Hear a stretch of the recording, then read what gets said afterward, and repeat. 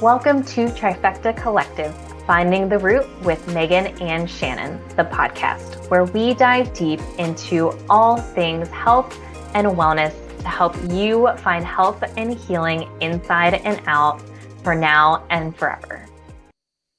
Hello, and welcome to Trifecta Collective, Finding the Root with Megan and Shannon. I am Megan Abbott, owner and founder of the holistic health practice, Trifecta Collective.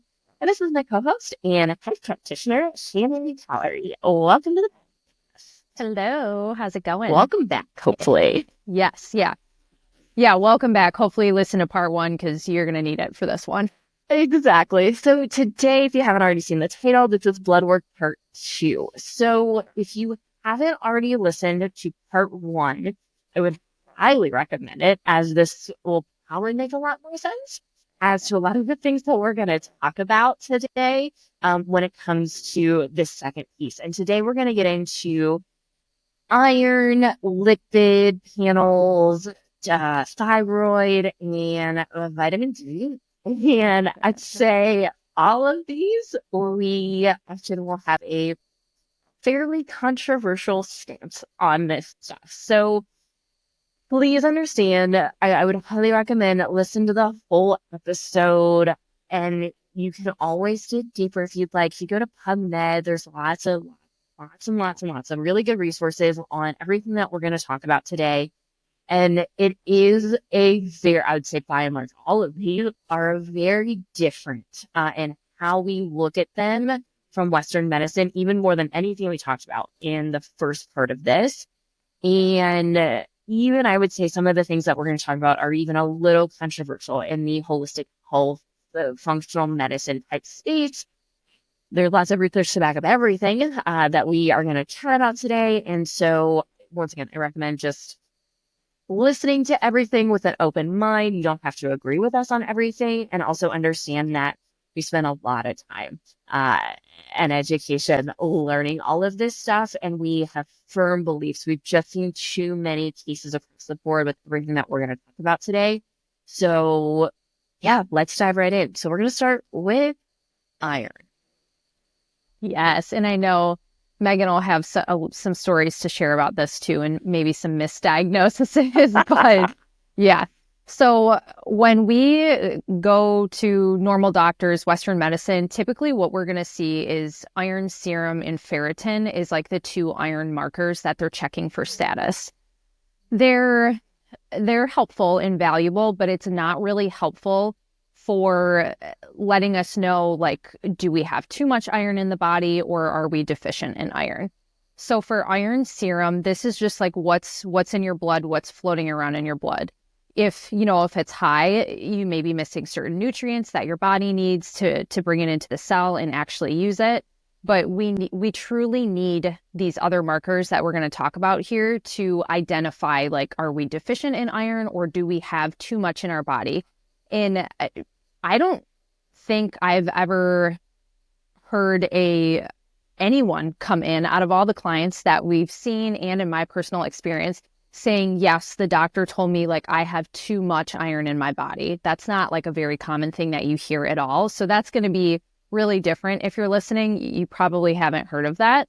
So these two markers that we're talking about are TIBC, which is total iron binding capacity. And this is really letting us know, like, how much usable iron do we have in this cell? And when you're looking at the marker, it's kind of tricky because when it's lower, that means the cell has enough. We don't need any more. And if it's higher, it's saying, yes, give me some iron. I need it to function. And the second marker is going to be the iron saturation. And this is pretty easy. Like, if it's high, you got too much iron. If it's low, you don't have enough iron. So we really need these two markers to see how much is in the body. And it's so often we're only looking at ferritin. And ferritin is actually a better marker for inflammation in the body, believe it or not. So when people come to us and they're like, oh, like my ferritin is crazy high or my ferritin is crazy low, my doctor or practitioner is telling me that I need to add iron in. That's like red flag for me. Like, we will never recommend taking beef liver capsules or any sort of iron until we can see that TIBC and that iron saturation marker to make sure that there's no oversaturation of iron going on. Exactly. And just a couple other things, and I do have a very strong personal history with iron itself, and just a couple other things. So one important distinction, when we look at serum iron is outside of the cell versus iron saturation is inside of the cell. And when we're really looking at foundational health, it's really what we're looking at is cellular health. And it almost doesn't even matter how much iron, not that it doesn't matter at all. It will still look at your serum iron marker. However, it's just what's floating around in your blood outside of the cells versus what's actually getting inside of the cells. And it's really important that we really see that iron saturation, because if you have a lot of iron floating outside of your cell, you may be told that you're totally fine, you're good. But what if that iron isn't actually getting inside of the cell, which means that your body's not being able to properly use that iron, which is a huge problem. And you may have all of the symptoms of iron deficiency or quote unquote anemia with this, but it may not actually be the case. And we'll certainly dive into that here in just a few minutes too. With the iron saturation too, I do think it's, once again, we're not going to share every single range that we use. It's just too much, but this is a big one that I do want to share. So iron saturation, this range is between 25 to 40%. This is the range that we will use. If you are 25 or just a little bit lower, we're going to need to look at some other things that we'll get to here in just a few minutes when we talk about anemia in particular and iron deficiency and all of the reasons why this can happen. But it's really important to understand that just because your iron saturation isn't quite in that range, it does not mean you are anemic. There can be a lot of reasons why the iron is not getting inside of the cell. And so once again, the question that we will always ask is, okay, why? But why? Yeah. Why is the iron not getting inside there? The answer is not just more iron, because if it's not really an iron issue, what if it's just an issue getting inside of the cell? And this is a really big distinction.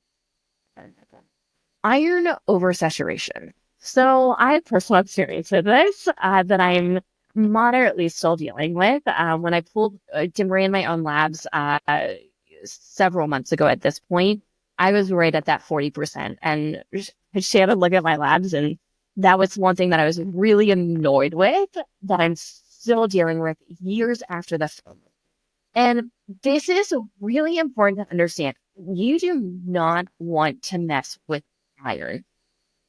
Too much or too little is not a great thing. And the symptoms largely are the same with undersaturation versus oversaturation. And so for me, I worked with a practitioner who only looked at ferritin, and she was trained, once again, I will not name the same program that I have always been talking about, but she was trained by a highly valued or a program that is considered quote unquote good, and led by someone who is well respected in the functional medicine space. And I'll also say, as of today, just because I saw a couple comments in a group that I'm in that talks about this program that this person runs, really the issues with it, and that anytime someone is trained in a program and they're trained in their own labs and their own supplements only, this is a massive red flag. This person that I worked with was not trained properly in how to read thyroid numbers and iron numbers. And so I had been supplementing with iron in their multivitamin for, I don't know, over a year at that point. And my iron saturation got well above 50%. And I was experiencing symptoms of anemia because of this iron oversaturation. And it's because this person was only trained to look at ferritin. And my ferritin was trending very low because I was still experiencing a lot of inflammation, a lot of just chronic oxidative stress going on in my body. And if this person had been properly trained to look at the right things, I absolutely should not, never have been on any sort of iron supplementation. So please, one of the things that we almost always recommend is a multivitamin without iron. Unless someone's body specifically shows through lab work that they actually need iron, in which case we'll talk about a couple options here in just a few minutes and why we almost never recommend actual iron in a multivitamin and why this is a huge issue for a lot of people. If you've ever been put on iron, many people get sick just by taking straight up iron by itself. If you have mold or mast cell issues, there are certain types of iron that forms of iron that can exacerbate a lot of your symptoms. Not a great idea to take just iron by itself. And unless someone's really looked at the bigger picture here, exceptions. I think I've recommended iron transfusion or someone to talk to the doctor about that maybe like twice in my entire career. And that's because their iron saturation came back under 10. In which case, that's a pretty serious issue, in which case we do need to remedy a more immediate remedy for that, in which case, please do talk to your doctor. Yeah, I know someone who had, I believe it was under 10, and she was pregnant too. So that was a little bit of a different story because obviously you need even more in that scenario. But so typically what we will recommend if these markers are low and it looks like you need some iron in your body is beef liver. That's going to be our number one go-to. Just the markers have to be checked first. This is something that is actually irritating to me because I know it's very popular in the holistic community to take beef liver, eat beef liver, all the things. And I think it's great if you know the stance in where your body's at, because a lot of people aren't checking these markers regularly. And especially if you're someone who's already dealing with health issues and you're trying to proactively address your health and you see, oh, beef liver is great, like I'm going to take beef liver, it could go the opposite direction and make things worse. So and I'm not saying that to be like a scare tactic because I feel like it sounds like that. It's just like, get the blood work done, look at these markers and see where you're at. And then you're safe to take it or consume it maybe once or twice a week when things are all leveled out and good. Exactly. And yeah, there are some, we'll say, philosophies in the functional medicine space that are pro just everyone taking beef liver, which we definitely don't agree with. Yes, it's a great natural multivitamin. Organ meats in general, amazing. They are full of all kinds of amazing nutrients. And a lot of people don't like them, which I get. And they don't taste the best at times. For me personally, I really like duck organ meats. I think that those typically taste the best. I like to roast a whole duck and then eat them. Same thing like with a turkey. I'll do the same thing. But you have to find the right ways to cook it, and you have to get over the fact that you're eating, a liver or a heart or a split, just these things, which we get, which is why the capsules can be very beneficial. Beef liver is often, our number one. If someone has really low iron saturation, sometimes spleen or an organ complex can also be very beneficial. So just a couple of things to think about with that. But the biggest reason why we will recommend this form of iron versus a straight up form of iron is because not only are you getting the iron, but you are also getting all of the cofactors that you need to absorb the iron. And often this is a bigger issue than the iron itself. It's the absorption of the iron. Iron requires so many things to be absorbed. Zinc, copper are two really big ones, and I can't tell you how many ratios of zinc to copper that we see that come back that are just terrible. People that are over supplementing with zinc, people that don't have enough zinc and too much copper, and there can be a variety of reasons for that as well. But that zinc and copper ratio is so important, and in nature, we find these nutrients at proper values that they're supposed to be in our own. So this is why we like some of these organs versus straight up iron. Once again, a lot will react to iron. Zinc and copper, I got sidetracked here. Vitamin A, B vitamins are all really big nutrients that are really necessary to absorb iron and get that iron inside of the cell. Yeah. Same thing. I know we've talked about this previously, but if you're low on zinc, the oyster capsules, it's the same thing. We are going to find food sources when we can, because it's going to contain all those cofactor nutrients that we need for the body to actually use it. So it's pretty awesome that we have stuff like that. We just really want to make sure we know what's going on before we start to go crazy and add all these things in. Exactly. So some other things that impact iron. So inflammation can really impact iron as well. Parasites really impact iron. Parasites will feed on your iron. And if you are really struggling with chronic, once again, quote unquote, anemia issues, anemia is very general, and there are various types of anemia. You also may not be anemic. You may just have nutrient deficiencies. We can call that nutrient deficient anemia, or just iron deficiency as a result of nutrient deficiencies.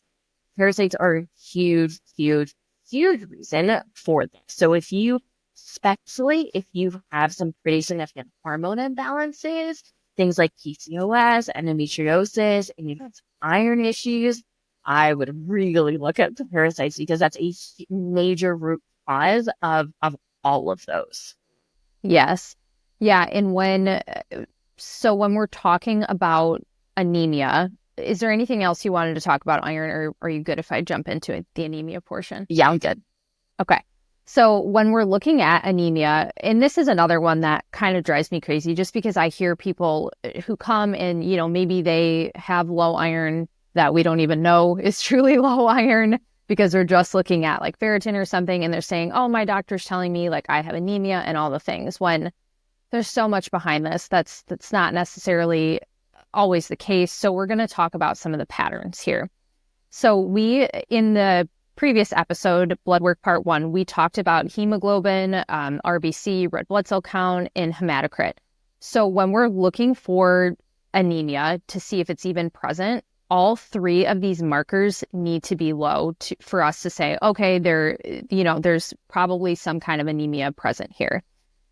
Then the next thing that we're going to look at is the MCV, MCH, and MCHC. That's going to tell us a little bit about the why behind the anemia. Specifically, when we're looking at those, we're looking for nutrient deficiency anemia. I would say that's pretty common for what we see, because so many people are dealing with, in our population, I should speculate that too, most of the people that we see are dealing with different types of chronic health issues where, they're all the vitamins, the minerals, all these nutrients are just kind of being stolen and not used properly. So that is, something that we see pretty often, is nutrient deficiencies going on in the body. When we have a normal MCV, MCH, and MCHC, there can still be anemia present, but it's going to look a little bit differently. So maybe from some of that chronic inflammation that's going on, chronic disease. It could be like, we don't really see this, but it could be like a loss of blood. Like, are you bleeding too much? It's either going to be a production. Blah, blah, blah. Got really tripped up on my words there. It's either going to be a production issue, a destruction issue, or a loss issue as like one of the major why behind anemia. We don't necessarily see the loss issue, because you're not going to be seeing us. If you're bleeding out, you're going to be in the hospital. So that's not something that we really see people for. But of course, if you're losing blood, that can be a reason behind anemia. I will say there is an exception to that. And this goes back to the hormone imbalances, especially with PCOS. And with PCOS, many times women will experience very heavy bleeding, Yes. In which case it can kind of be a little bit of a loss issue. And the bigger question is, once again, why? Why are our periods so heavy if we do have PCOS or even endometriosis or just really heavy cycles? why is this happening? There are bigger reasons as to why our body just doesn't go out of whack for no reason and contribute to these hormone imbalances. There's always going to be a reason. So the question is, okay, if we are losing a lot of blood, especially around our periods, or we're having very frequent periods, we're having periods every 2 or 3 weeks, or, these types of things where this is the reason for the loss, we need to still continue to look at the bigger picture as to, okay, but why is this happening? Why are our hormones? What's going on with our hormones? What's impacting our hormones? What are all of the things that are impacting our hormones? And really look at, and there may need to be some temporary medical intervention if that is the case. And once again, we do need to look at, or we like to look at the bigger root causes as to the how and the why this is happening so that we can properly support the body so it can feel safe and so we aren't having these lots of issues anymore. Yeah, no, I'm glad you brought that up because that, certain people are dealing with extremely lengthy cycles. They're bleeding a lot, clotting, heavy bleeding. So that's a great point. But again, that itself is not the root issue. So we still want to look into why is the body doing that? Just like you explained, that's always going to be our end goal when we go through any of these markers, is to find what is pointing us to the root issue. And that's where we're using all these different patterns and looking at all these different things to try and find the root. Exactly. And just for reference, in case you haven't listened to part 1, please still do. But all of those values that Shannon mentioned, RBC, hemoglobin, hematocrit, MCV, MCH, MCHC, those are all in the CBC. Once again, we do want the differential part with the CBC, but those are in the CBC. It is also a huge mistake. And once again, I've been on the end of this. For medical professionals to only look at your CBC and determine that you have iron issues, which is not great. And once again, this has happened to me twice now, where I've had lab work run and physicians have looked at it and said, hey, you either you're totally fine or you do have anemia issues and you need iron. And that was not the case. And it's only because they looked at that CBC portion and didn't look at anything, which is a huge mistake. Also, just say before we move on from iron, if you do have iron oversaturation issues, so that like above 40%, first thing I would look at is, are you consuming anything with iron in it? Are you taking any, specifically supplements? Are you taking any supplements with iron? In which case I would stop those immediately. Blood donation is the easiest way to address it. And it also took me several years to be open to donating blood. And it's because I have a history. I used to pass out all the time whenever I had blood taken. And so there was just fear coming up. I did notice a difference in my energy after I did donate in a positive way. And I did not have any negative side effects after donation. So it's important to just understand that. You can also do the supplement protocol. I will say I did the supplement protocol. It did move the needle a ton, which is why we do often recommend the blood donation, because that's typically going to be an easier, faster, better way to address the iron oversaturation. The other thing, sorry, one more other thing that I wrote down that I forgot. And once again, I have seen this twice in my career, so it can be a thing.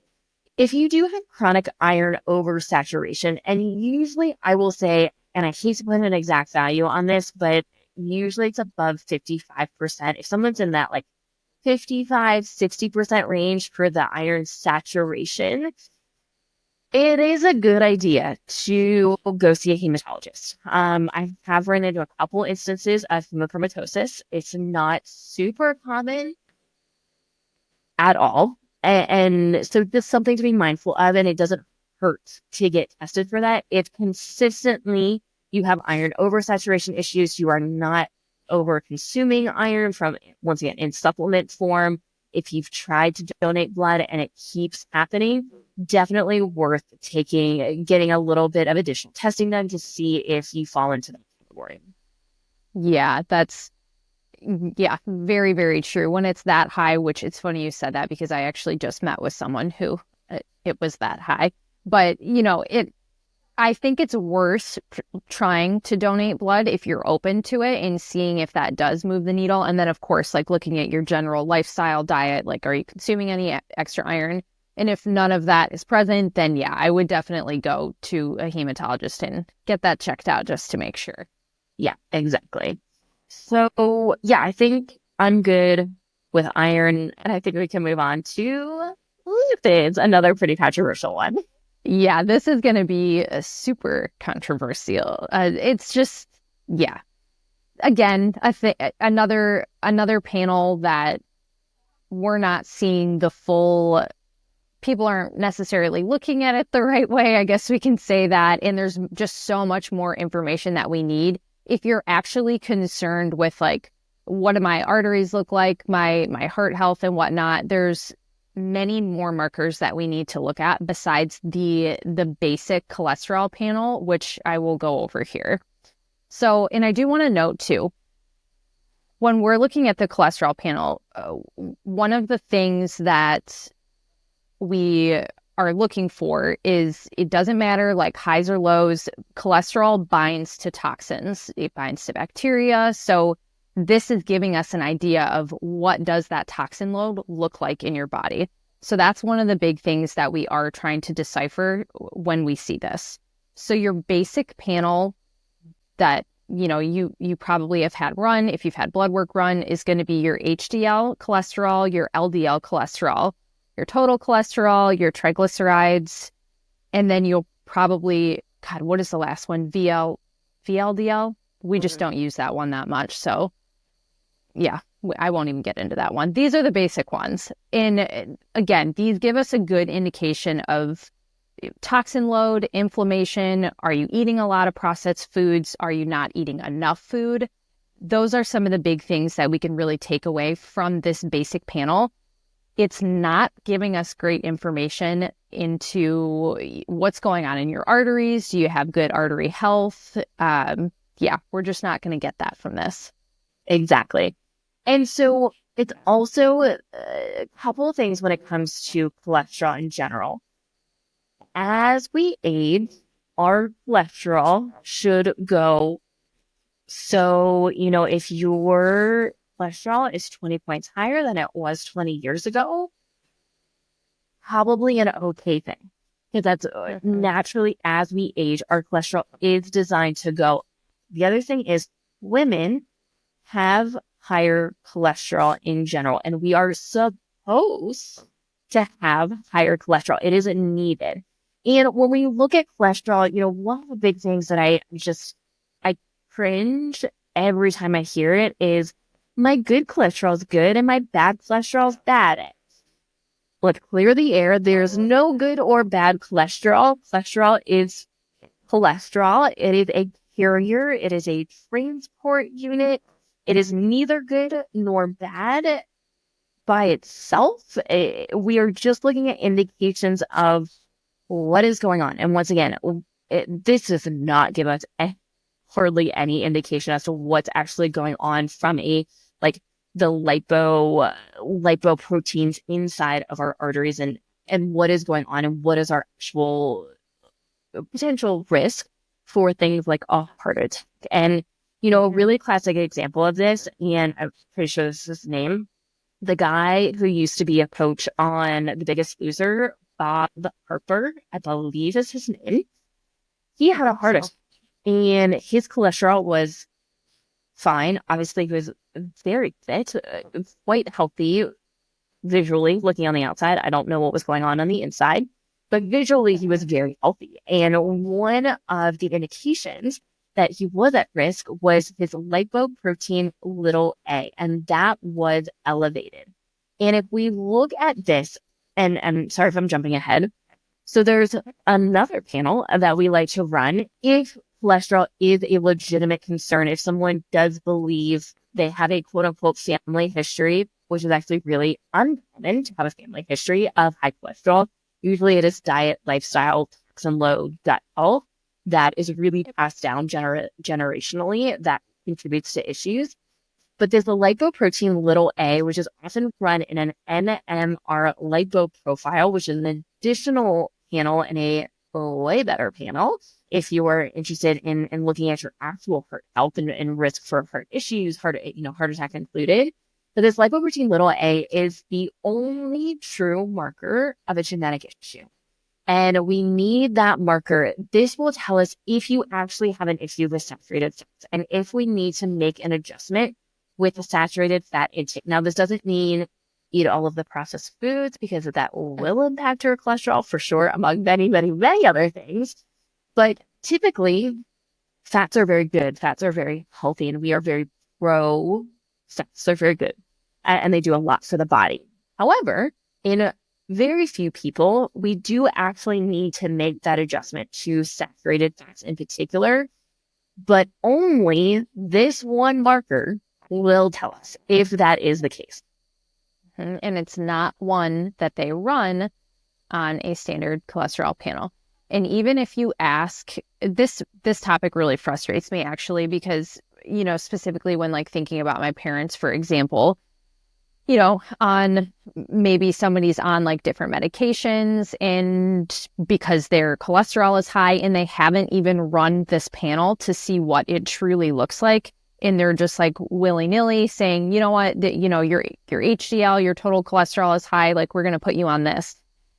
That doesn't even tell you like if you're at risk for anything. We have to have that NMR panel to truly see, not only the genetic thing with the Lp(a) issue, but we also have to see like if the lipoproteins itself, what do they look like? Are they large and fluffy? Is there movement or allowance for like blood flow to flow through? Are they small and dense? Because that's when they're really an issue, when the blood flow can't flow through. Like there's so many things here that we need to see before just like putting someone on medication. And then we tell people when they ask for it that it's going to cost like an insane amount of money to get it run. So the whole thing is just like really lights a fire under me. For sure. Yeah. And it's such a big issue. And this is one of the few instances where when it comes to a standard lipid panel, so looking at the, total cholesterol, LDL, HDL, triglycerides, this is one of the areas where our ranges are actually much larger than Western medicine or standard lab ranges. And it really, we're not going to share full ranges. I am going to talk about low cholesterol here in just a second. I will share some of the lower values, but it really depends on the person, gender, age, and what else is going on inside the body. And if someone is consistently, having higher, quote unquote, high cholesterol issues, we do want to run this NMR lipo profile panel because it is going to give us so much more information as to, is there a real issue going on? Is this just a reaction to continued inflammation, to toxin load, to, things going on in the gut overgrowth issues? And, some cardiologists will run this NMR. Some functional medicine practitioners will run this panel. I've only seen a couple without us actually running it or pushing and asking for it to be run. It can be very costly. I will say we do have a panel that's less than $350 if you run it through us. That includes an NMR a lipo profile panel in that. So if you are generally concerned and it's going to cost you, like vitamin D right now, and we'll get there too, it's costing many people $300 out of pocket. For reference for us, it's $25 to add it on to a panel. $25 for us to add it on to a panel. So cheap compared to the $300 that they're telling people. So that's another which one is insane. Yeah. So if you need help with this, please don't hesitate to reach out and ask, because we do. I know $350 is still a lot of money. And if this is really important for you and you're trying to get it and your insurance company is telling you it's going to be out of pocket hundreds and hundreds or thousands of dollars, we have some options here for you. So let's talk about low cholesterol here. So low cholesterol is not talked about. And this is a really big issue and something we see more often than we would like. Once again, this is something I also personally experienced. And low cholesterol it is a really big issue. And I've actually seen a handful of people where we've done work and then we've ended with low cholesterol if they're on cholesterol meds. In which case, obviously, we're not going to take someone off a medication just by ourselves. We're going to recommend talking to a physician about that. But low cholesterol, some of the symptoms you may experience are mental health struggles, including depression and anxiety. This is big. And this is often something, once again, it's not just about mental health. It's the reason why. Often we will see toxin overload issues and or I was going to say gut overgrowth issues. Realistically, it's parasite issues. Let's be real here. So it's either going to be mold, heavy metals, and or parasites, which is going to drive the cholesterol markers low. And when you don't, cholesterol is a transport unit, and we may do a whole episode just on cholesterol and lipids in general. But this is really a carrier unit. And one of the things that it carries is our neurotransmitters. And if we're not producing enough cholesterol for whatever reason, we can end up with some pretty significant mental health issues. And this is a really big deal. So, I do want to give some low end ranges here of things that we'll look at. Once again, age and gender do play a big role in overall cholesterol. So just even if you're not in these ranges, it really, we may still, if you ever talk to us, we may still bring this up if you are on a lower end range and you are of a certain population that really is dependent on the individual here. But total cholesterol, we look at like 150 is considered low on our end. And if really total cholesterol is just your LDL and HDL together. So, we'll take that into account too. HDL, we're looking at 60. It's considered low for us. LDL 80, triglycerides are 50. So if you are trending on the tail of any of those, we're going to really start asking some questions here as to, okay, why is our body not producing enough cholesterol? What's going on? What's impacting our body's ability to do that? What symptoms are you experiencing? We're going to probably assume you've got some mental health issues. And we'll say, on individuals who have been put on medication where we have done some work with them and we have recommended tapering off with the support of their physician, this has made a big difference in their mental and emotional health. All of a sudden this like low mood, kind of depressed state shifts without doing anything else. And that's just because they're producing enough cholesterol now because their body's naturally wanting to do this and in a more healed state to do this, that mental and emotional health is where more as to where we would like it to be. And people aren't going to feel that kind of depression, low mood, or anxiety, or combination of all of those. Yeah, and you certainly don't want to be, if we've done all the work and you've gotten to a good place and you're still taking that type of medication, we are always going to want to have that conversation, especially if you're still presenting with things like some mental health issues and whatnot, to try and taper you off, working with your doctor if you're feeling comfortable, just because it's going to be better for your body in the long run. If you're to the point where things are good, you can produce it on your own, like Megan was saying. And, there's also, not to go like on a medication rant, but these medications are also doing other things to our body, like potentially affecting the liver, maybe depleting us of certain vitamins and minerals and all the things. So ideally, when we get our body in a good place, we really want to check in and be like, do I need to take this or do I not need it? Because I will say most people tend to feel pretty balanced when they're able to actually get to a good place and then completely get off of it.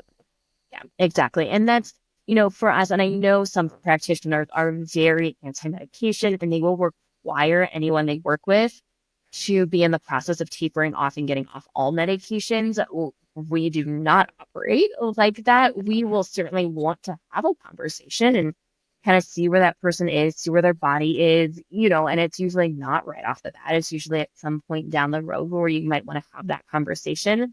And it's never any force or any pressure. We want people, it can be a really big deal coming off of medications. I'd say like birth control and PPIs are two of the biggest ones that we do see a lot of fear.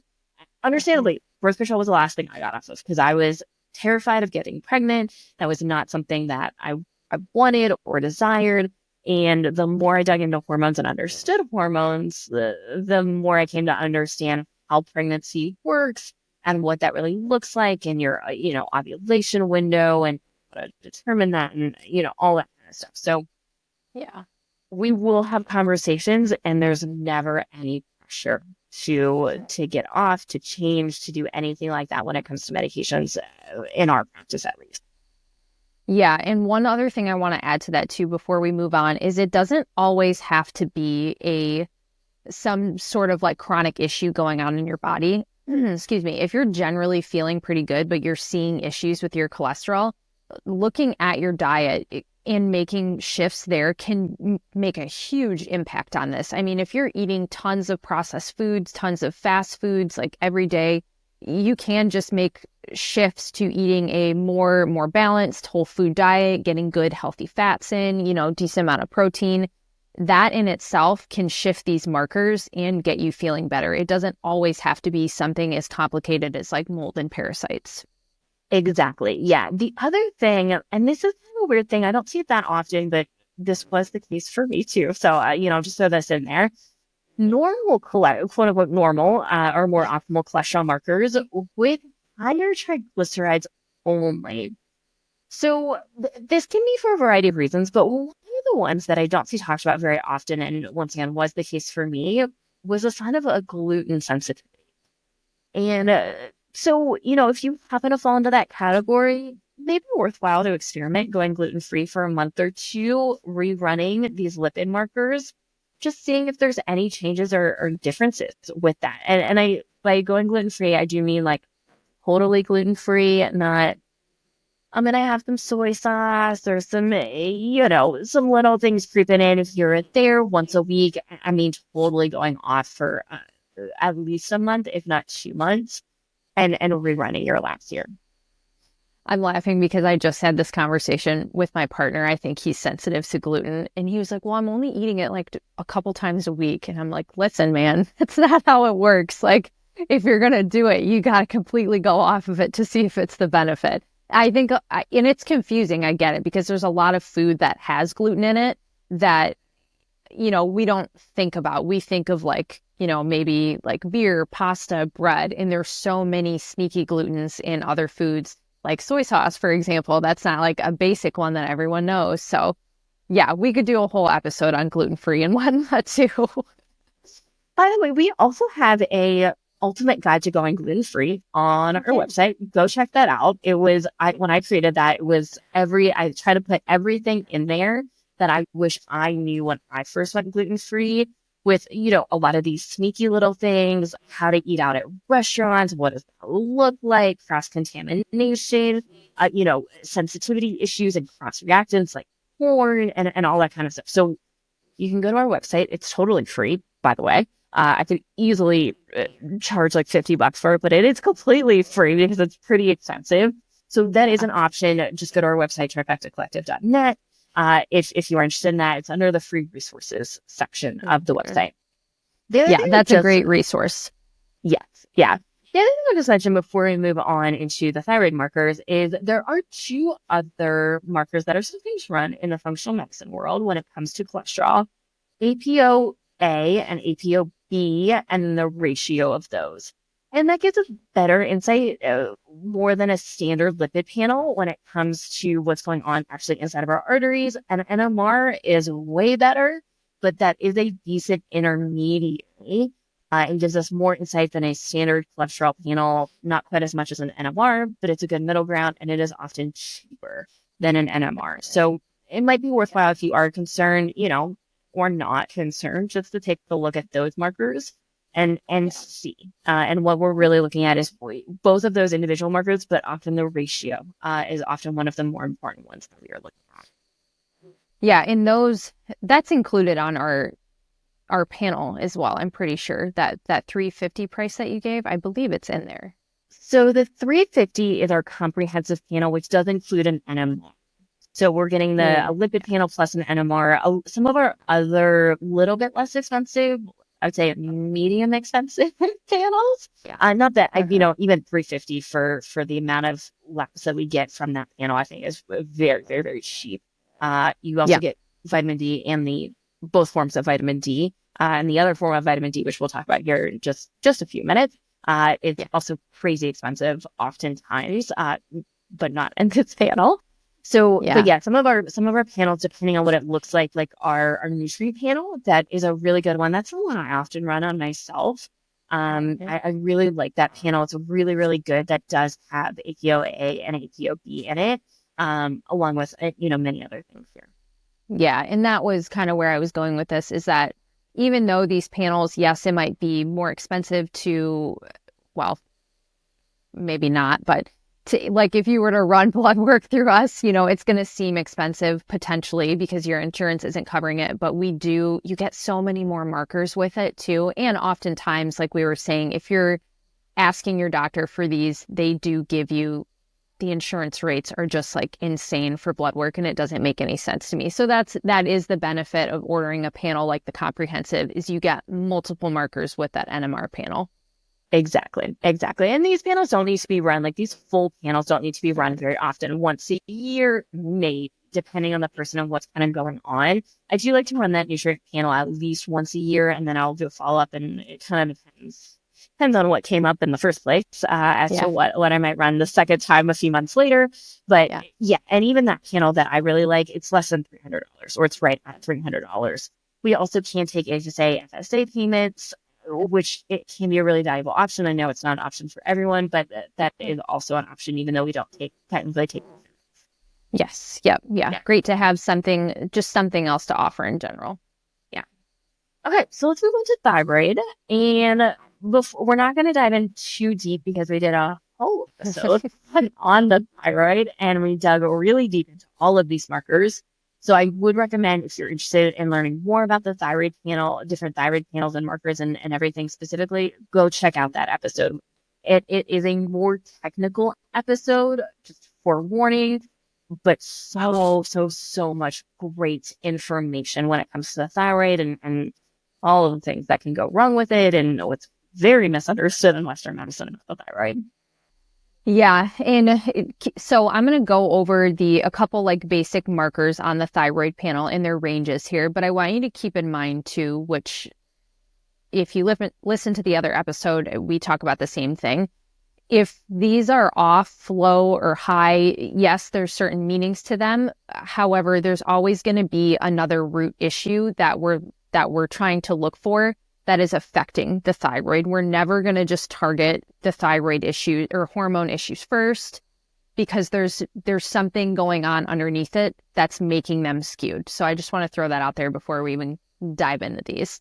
And the second thing too, which I know we've mentioned before, but it's really important to take a pause from any supplements before you're getting blood work done. Ideally, we love to see people like 4 to 5 days, maybe even longer than that if you can. But there are certain things like biotin can affect, it can affect your TSH, it can affect your free T4. It can also show up as hyperthyroid patterns. So, it's really important to, if you're taking anything, to try and take a pause from it for 4 or 5 days before you actually get blood work done. Exactly. And with the biotin specifically, biotin's in most multivitamins. Even if you are not taking biotin by itself, it's in almost all multivitamins. I also, and I shared this story on the thyroid episode, but I actually tested this, and I had thyroid markers run when I had not taken a pause from supplements. And then just a couple weeks later, literally just a couple weeks later, I had pod supplements and ran similar other markers, but also some of the same markers. And my thyroid markers, when I was taking biotin, did come up with a more hyperthyroid pattern, even though I have a history of hypothyroid and thyroid autoimmunity. And when I ran it the second time, thyroid markers were completely normal. So interesting. Yeah, I love when we can test things too, just to make sure it's right. Yeah. Okay, so for the thyroid panel, we're going to start with TSH, which is thyroid stimulating hormone. This isn't enough. A lot of times we'll just see maybe this specific thing ran, and it's not enough because it doesn't give us the whole picture. We need to actually see the individual markers like free T3, reverse T3, all the things to help us get a better idea of what could potentially be going on. So for TSH, our range is 1 to 3, and kind of pretty basic. Like if it's high or low, maybe we're having overproduction or we're not producing enough. Again, go back and listen to that other episode because we really dive deep into everything during that one. So the next one is going to be T3, and free T3 and T3, or total T3, I'm sorry. So free T3, the range is going to be 3 to 4. In total T3, it's going to be 100 to 200. High values can indicate overactive thyroid.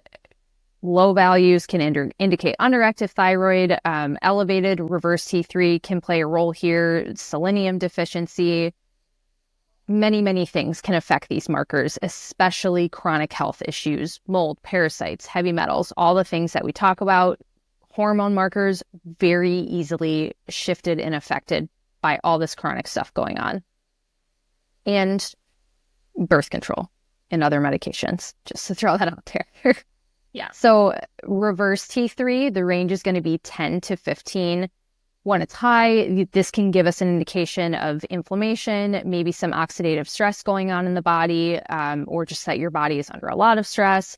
When it's low, it can be a nutrient deficiency thing. Maybe we're having some issues with the pituitary gland or the thyroid.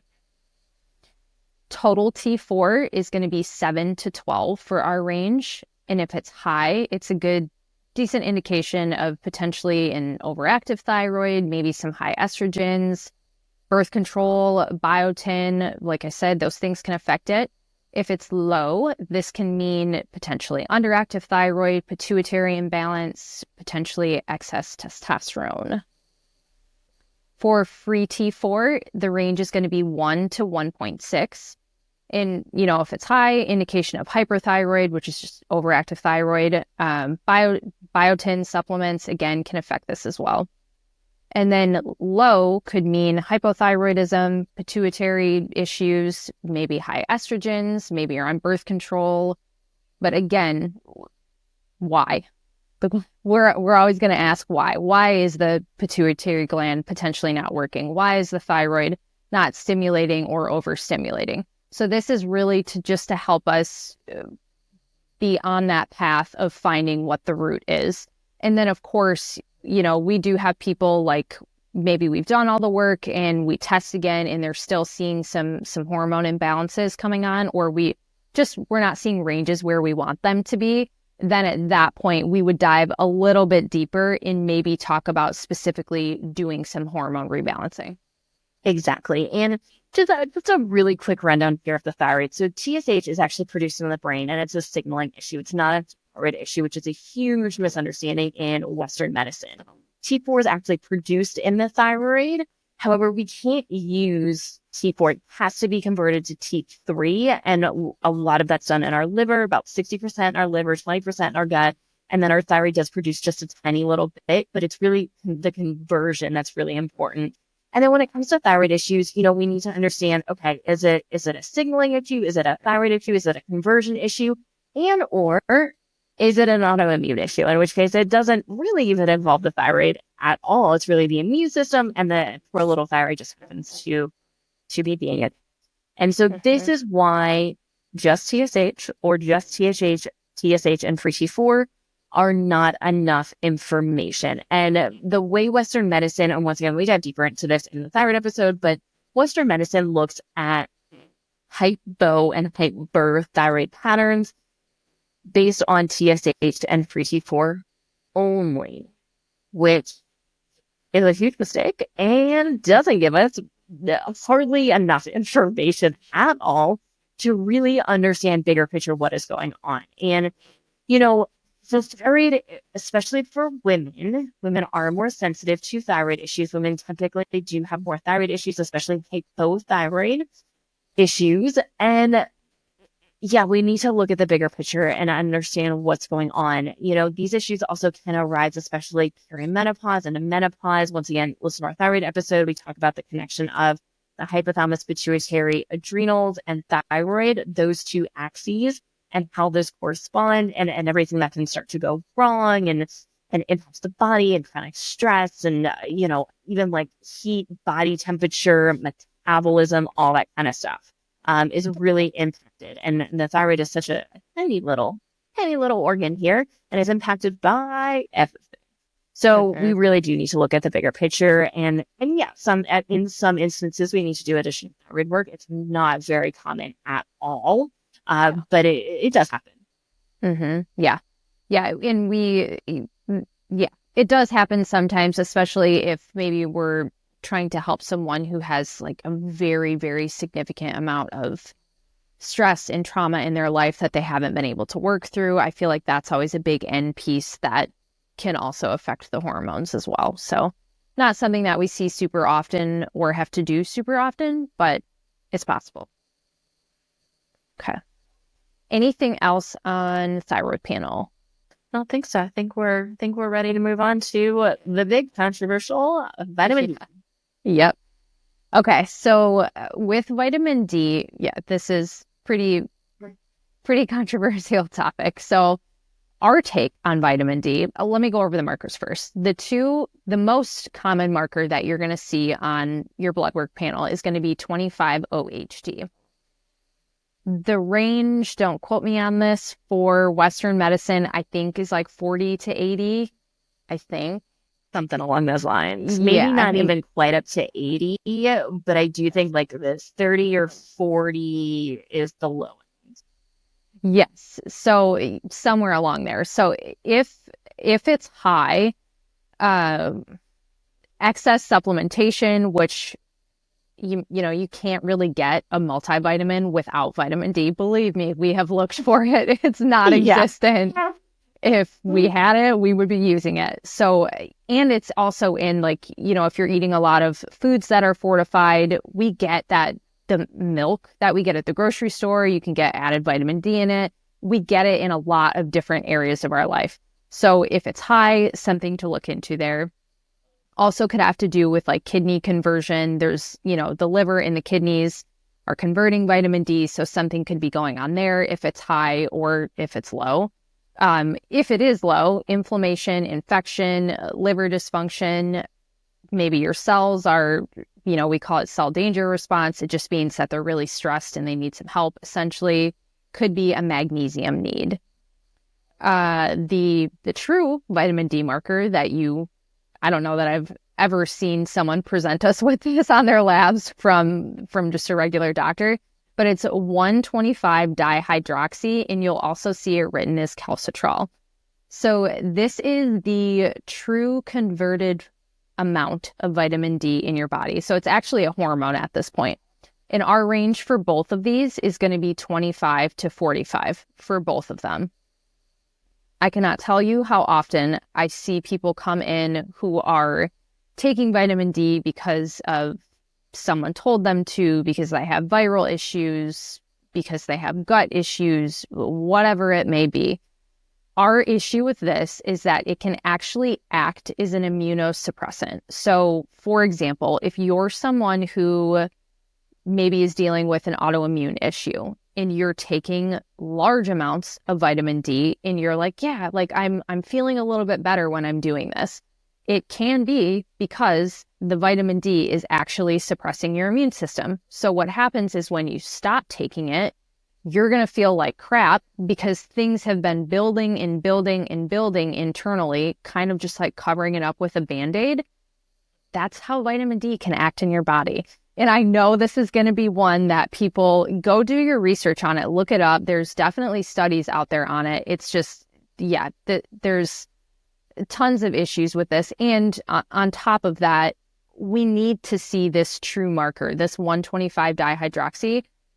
If that is the only way I would ever recommend someone supplement with vitamin D, like if we're concerned about it being low, is we absolutely have to see that marker. We would never base that off the 25-OHD marker. No. And this is where we differ from both Western medicine and most functional medicine practitioners, although I do see this coming up a little bit more now than a few years ago, which gives me hope for the future. But yeah, most, I'd say most people in the functional medicine space, like 60 to 100, somewhere in that range is where they're going to land, which is crazy to us. And I'll also say, I mean, I don't know, I feel like I've had all of these things, but once again, I did have an autoimmune issue, and my vitamin D markers at the time were between 80 and 90, which is mind blowing now, knowing what I know now and how vitamin D actually works in the conversion process between this 25-OHD and 125 dihydroxyvitamin D. I mean, it blows my mind that I was put on and once again, it was practitioners, and these are smart, some were smart practitioners, some were smart practitioners, some were smart in their own ways, in ways that I don't agree with, but this is really important. And I can't tell you the amount of people in the holistic health space that that I personally follow, that everyone should be on magnesium, everyone should be on vitamin D, and almost no one should be. There is no blanket recommendation. I'd say our only blanket recommendation is a multivitamin, and we have many options, and we largely base that on what the labs tell us someone actually needs. And that's really only because it's very challenging to get all the nutrients that you need, especially with the quality of the soil that we have now and all that kind of stuff. But yeah, not everyone should be on vitamin D. And, in the winter's time, if you live in a place where it is very cold, it is very dark, maybe we think about cod liver oil in the winter, which is less vitamin D, some vitamin D, more vitamin A, and you're getting some other nutrients to absorb it. Maybe I would never blanket recommend that either, but that may be an option if you really are not getting any, for a period of time, not all year round, just a period of time. So something to think about.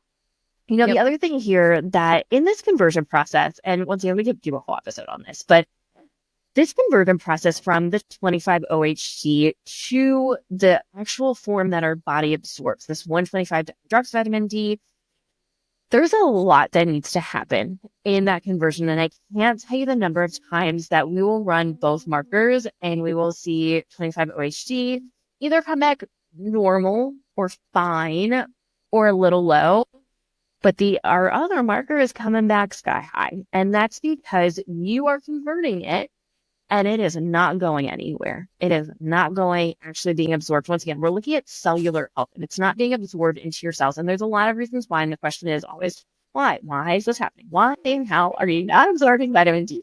And, nutrients, zinc and magnesium are two really big ones. Vitamin A, there's a whole bunch of nutrients we know we need to look at liver and kidneys in particular, especially the kidneys if we're not converting, chronic thyroid issues, just like overall, as Shannon said, this cell danger response, this oxidative stress, chronic cellular stress going on in the body as to why you're not actually absorbing it. And it's a big deal. And a lot of people are over consuming and also not absorbing it. And here's the other thing.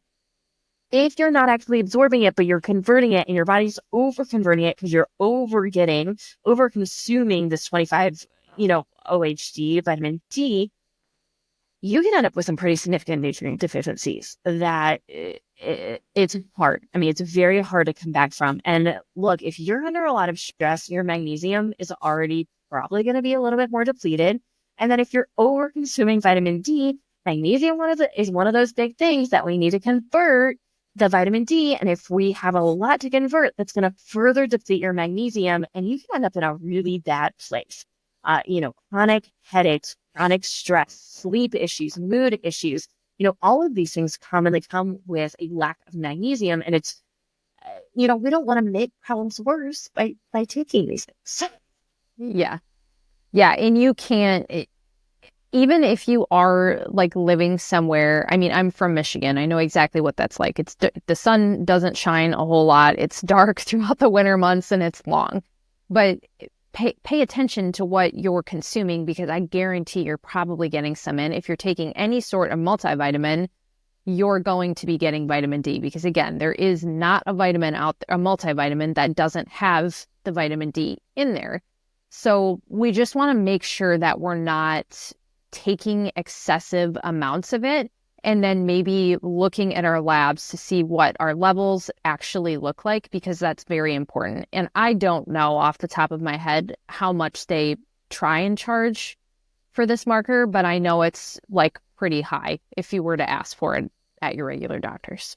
Yeah. And once again, regular, quote unquote, regular vitamin D, the 25 OHD marker, often what I'm hearing now, because it's largely not being covered by insurance anymore, is about $300 is the number that I'm hearing most consistently just for that marker. And look, this is an important marker. Like, vitamin D is important, and it's important to understand both of these markers and how they work and operate in our body. And just because you do have low 25 OHD does not mean you have vitamin D deficiency. And that's really important to understand. And once again, this is where a lot of Western medicine and even functional medicine is really lacking in understanding the value of both of these.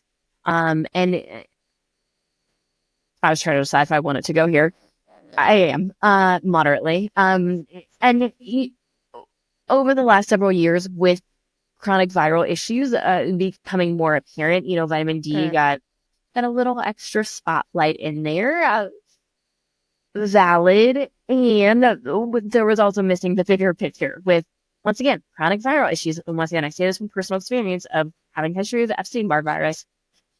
You can be getting enough vitamin D, converting it, and then it just sits there and you're not actually absorbing it into your cell, or you're converting it, in which case you might show up low on that 25 OHD. And that does not, once again, that does not mean that you are actually deficient in vitamin D. You could be converting it. You could be converting it really, really well, and then it might just be sitting. So this is playing a really big role. And once again, with the high doses of vitamin D, it is an immunosuppressant, in which case, if you have chronic viral issues, autoimmune issues, it might feel really good to have extra vitamin D, but it's a Band-Aid and it's a blanket, and you're going to come down and it's going to cause more issues in the long run. So just important information to understand.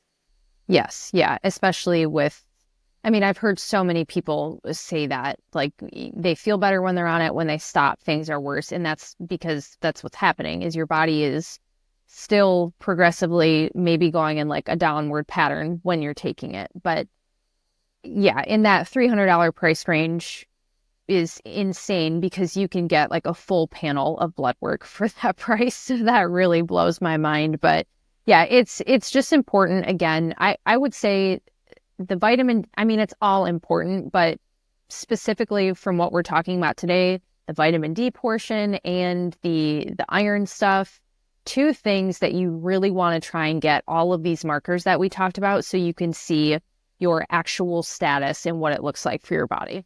Exactly. So yeah, blood work part 2. Hope you enjoyed it. Hope you've learned a lot from this. I know we've already gotten some feedback on the first part and people found it really helpful. So we hope you found this episode really helpful as well. And if you have questions, if you are looking to get lab work run, it is not something we offer through our functional labs, where you have to actually talk to us first, because we have a variety of panels and we want to make sure you're getting the right panel. And we always give you options, by the way, starting at less than $100 up to about $350 is our most expensive panel. So, and we have everything kind of in between, and it really depends on your price range. And then also, what are we dealing with? What are we kind of struggling with? In which case that may change our recommendation. So book a free consult. We will happily discuss labs. You also can just get labs run through us. And we can interpret. Doesn't mean you have to work with us as a client long-term. We would love to help you, but it does not mean, I know some people get scared of the price and everything that comes with it, but you can just get standalone lab work run through us and or interpretation. So all good options. So the link is below or anywhere in the show notes, depending on where you're listening to us from. But the link to schedule a free consult is always available to you. Never hesitate to reach out. We can also, happily answer any kind of basic questions around labs too, through any of our messages and all that kind of stuff. So thank you for listening. Hope you learned a lot. Glad you came. We hope to see you next week. And as always, any likes, subscribes, follows, any 5-star reviews, if that resonates, all of that means the world to us. It really does mean a lot. And it means so much to us. So please leave any or all of those that resonate. And we hope to see you next time. Yeah. Bye, everyone. Thanks for listening.